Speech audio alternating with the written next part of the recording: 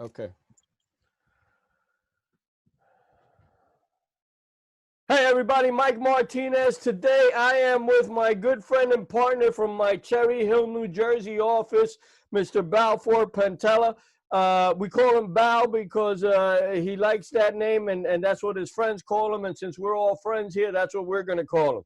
So, Bal, thank you for taking the time to join me, man. I appreciate that. It's my pleasure to be here with you, Mike. Very good, pal. Bal, you had a career with HUD, right? The Housing Urban Development, and that's a very interesting thing for a public adjuster to kind of come from. Tell me a little bit about your background and how you came across becoming a public adjuster from there. Well, basically, I've been with HUD for a number of years, as you all know. The biggest thing that I found being with HUD is that there were a lot of issues that came under investigation and inspections on a monthly basis, dealing with electrical, dealing with plumbing, dealing with HVAC systems, dealing with shingles on the roof, stacks, leaky windows, everything. And we were constantly running into issues. Now, my mentor, Art, got in touch with me, basically gave me a rundown as to what Metro can do, and I realized that as a public adjuster, I would be able to do more for the average homeowner than what the policies themselves were being offered. It was something that I was dealing with constantly. Even though they were housing by the federal government, they still had a mortgage, which means by law they still had to carry homeowners insurance. The policies were basically basic policies, like an HO1, something like that. Just enough to give coverage, but not enough to go into real big detail. I found as a public adjuster, I was able to take the policy that was there, and if I could review it, and I could explain to the homeowner if they made a few changes, talk to their agents, upgrade to an HO3, whatever needed to be done, I would be able to do more for them or any public adjuster that they spoke to. And it just seemed there were a lot of doors opening up, and I would be able to do more for a homeowner with the training that I received, and basically ensure a better situation for people as well as their living, their finances, their happiness. Yeah, that's a beautiful thing, man. Especially, and obviously you're a person that enjoys helping people, and this is a perfect match for public adjusters. Now, let me ask you this: what do you see? Because you've been a public adjuster now for a little bit, and what do you see as far as homeowners knowing who we are and what we do, in that situation? What do you see there? Basically, I've been licensed with the company for quite a while now, and I could honestly say probably 90% of the people have no idea what a public adjuster is. I literally spend about 5 minutes just explaining who I am before I can even go to the next level and explain to them what I can do for them, opposed to the coverage they have now. So that's the biggest thing I found out. Even though it's 2020, public adjusters are not well known, and we need to get out there and get the word out, because a lot of people are settling for less than what they're really entitled to. Yeah, it's very interesting. I believe in 2018, the statistic said 5.7 million claims across the United States, and we're talking about home insurance claims, and only 7% were done through a public adjuster, right? So that leaves a mass amount of people that either got denied or didn't get the appropriate amount. Because as you know, Val, when left to their own handling, and the insurance companies, when they're left to handle the claim by themselves, they know what they can offer and what they can, and what the person does not prove. And that's the key.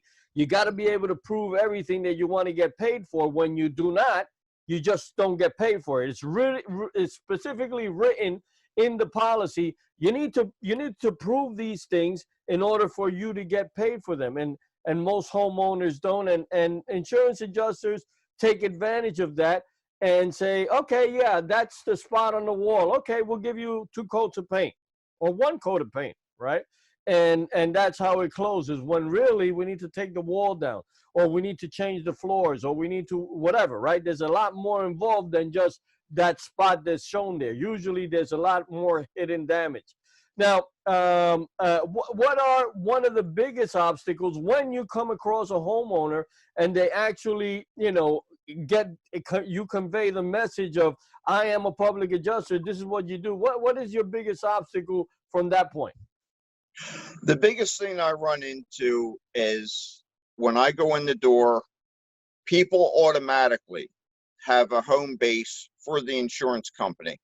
They have a home base for the insurance agent that's representing them on their homeowner's policy.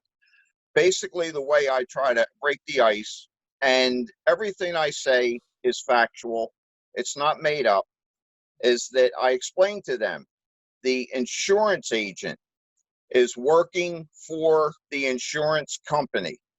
His job is to write so many policies a month. That's his job. If he doesn't write those policies, he doesn't have a job anymore.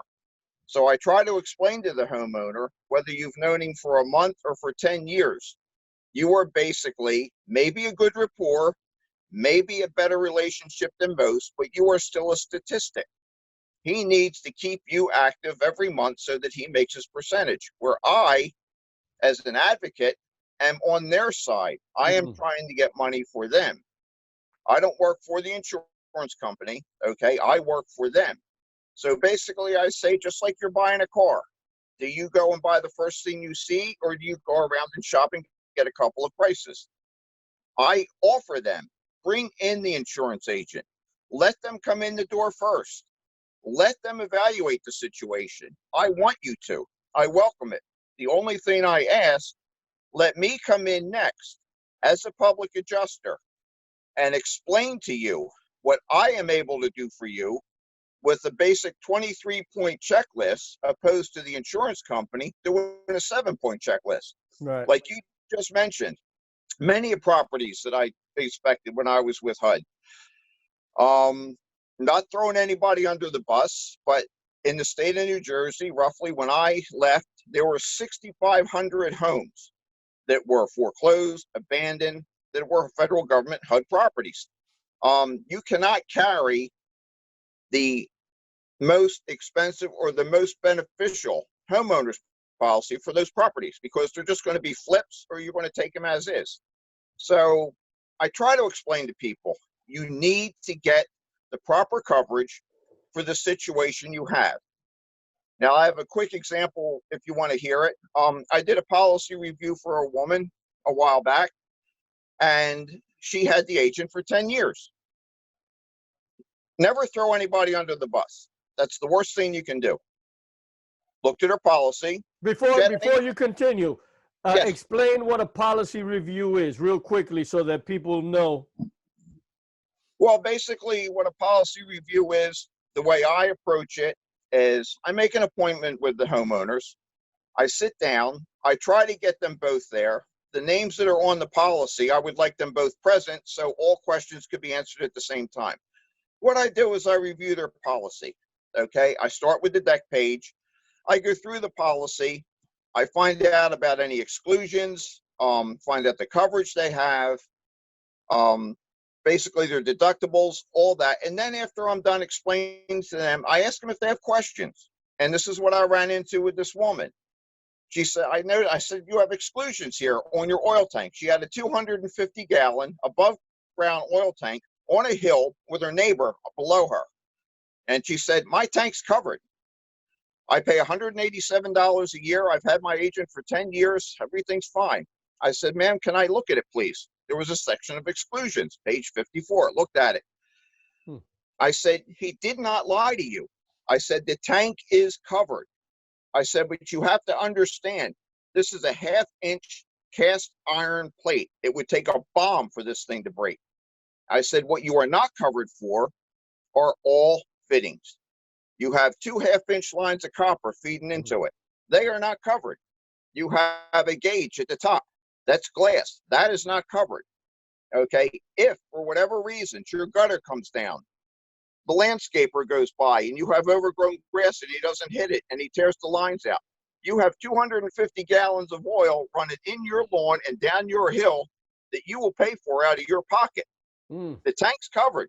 The fittings aren't.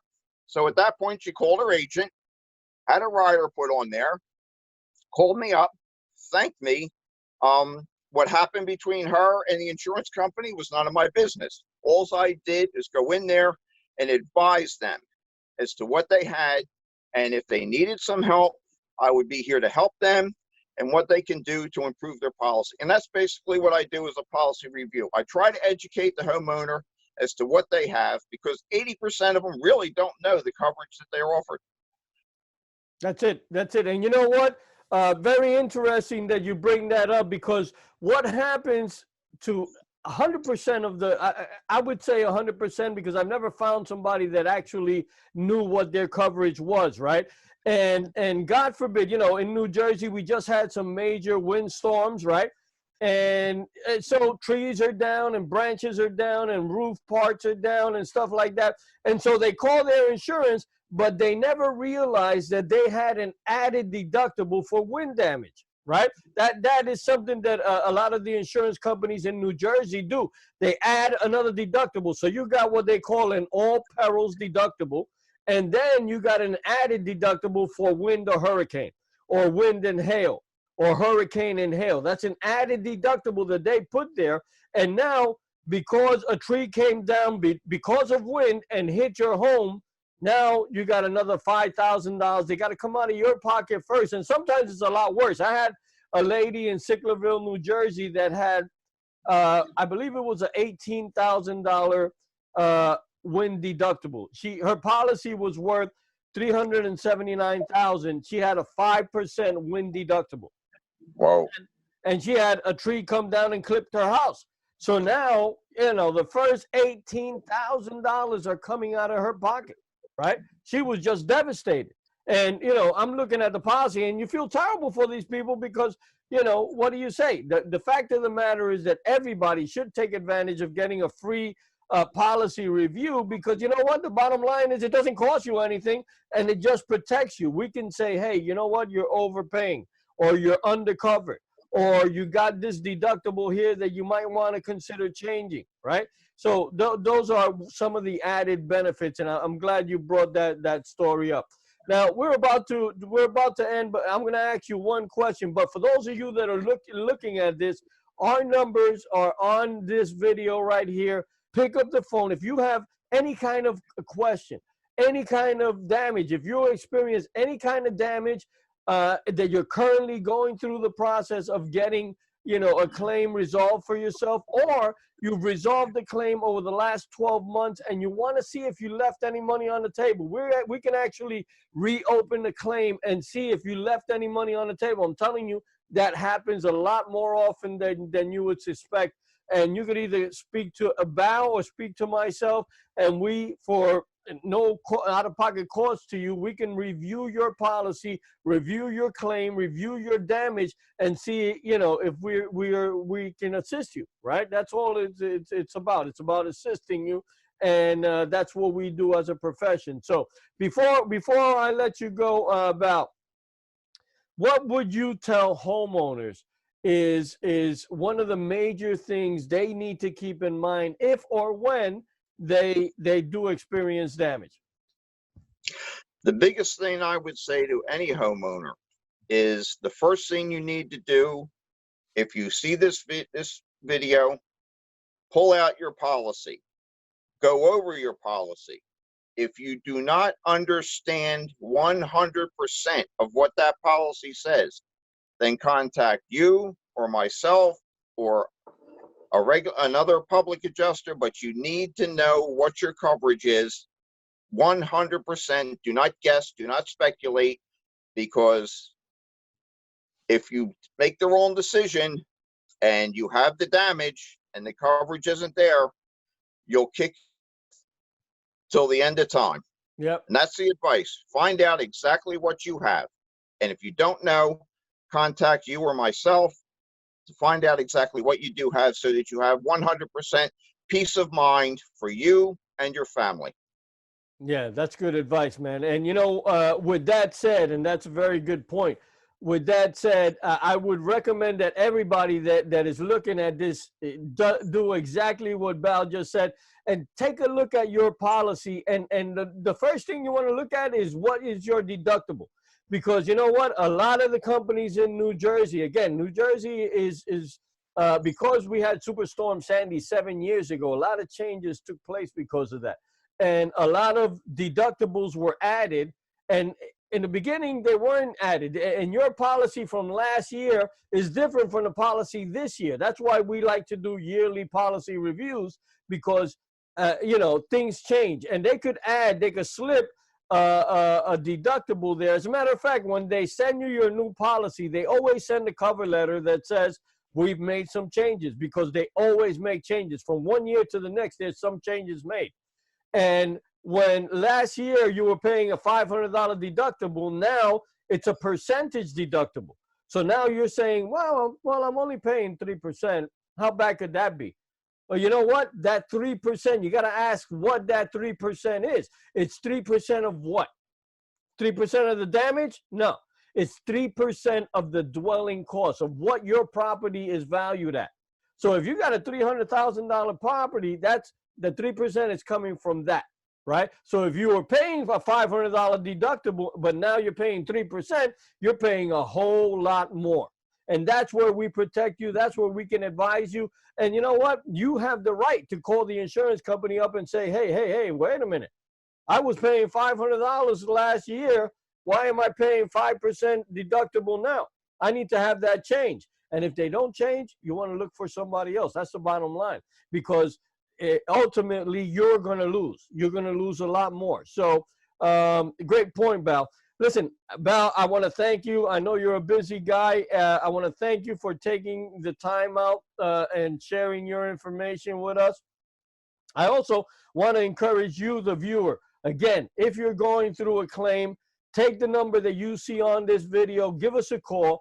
If you haven't or you don't understand your policy, again, we will sit down with you and in 10, 15, 20 minutes, be able to go over your policy and specifically detail what are the danger points, what are good, what is bad, what is something you should change, what is something you should consider, you know, altering or something like that. Or maybe everything is good. I don't know, right? But the bottom line is it pays to have an expert look at your policy and see it. And if you placed a claim over the last 12 months, and you were not happy with what happened, or even if you got denied, let us take a look at it. Let us see if we can reopen the claim. Let us see if you left money on the table.